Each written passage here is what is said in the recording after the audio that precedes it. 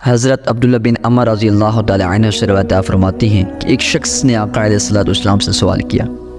عرض کی یا رسول اللہ صلی اللہ علیہ وسلم سب سے بہترین اسلام کون سا ہے؟ اللہ اکبر۔ آپ پوچھنے والے کا سوال دیکھیں اور اس کا انداز دیکھیں اور اس نے کتنا خوبصورت سوال کیا۔ وہ یہ بھی تو پوچھ سکتا تھا یا رسول اللہ صلی اللہ علیہ وسلم روزی میں برکت کا وظیفہ کون سا ہے، مال میں زیادتی کیسے آئے گی، لیکن اس کا سوال دیکھیں کہ یا رسول اللہ صلی اللہ علیہ وسلم